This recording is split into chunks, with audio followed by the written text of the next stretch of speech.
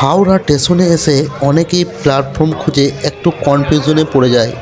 আজকের ভিডিওতে আমি খুব সহজে দেখাবো কিভাবে আপনারা 1 থেকে 7 নম্বর প্ল্যাটফর্মে যাবেন এবং কিভাবে 18 থেকে 23 নম্বর প্ল্যাটফর্মে যাবেন একদম লাইভ।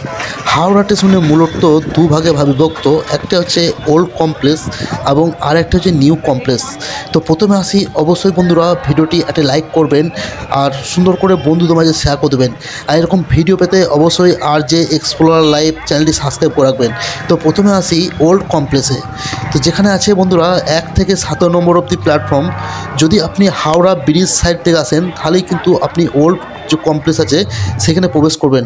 সেখানে প্রবেশ করে ভিতরে ঢুকলে আপনারা দেখতে পাবেন সাইনবোর্ডে পরিষ্কার করে লেখা আছে 1 থেকে 7 নম্বর অবধি প্ল্যাটফর্ম।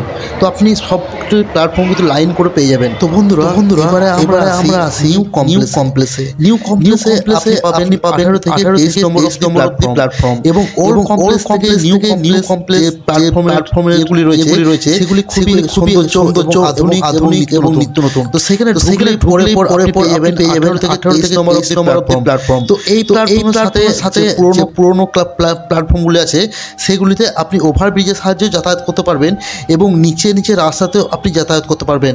তো বন্ধুরা এই প্ল্যাটফর্মে শুধু 18 থেকে 23 নম্বর অবধি প্ল্যাটফর্ম আপনি পেয়ে যাবেন।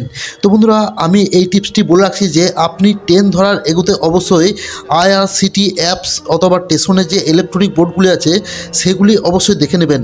সেগুলি দেখলে কী হবে, সেখানে আপনি লাইভ পেয়ে যাবেন যে আপনার কোন ট্রেনটি কত নম্বর প্ল্যাটফর্ম থেকে কত টাইমে ছেড়ে যাচ্ছে।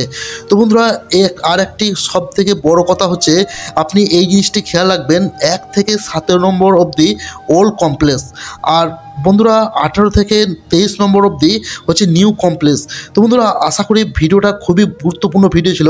এই গাইডটা যদি আপনাদের কাজে লাগে তাহলে ভিডিওটি একটি লাইক করবেন আর বন্ধুরা RJ এক্সপ্লোরার লাইভ চ্যানেলটি সাবস্ক্রাইব করে রাখবেন।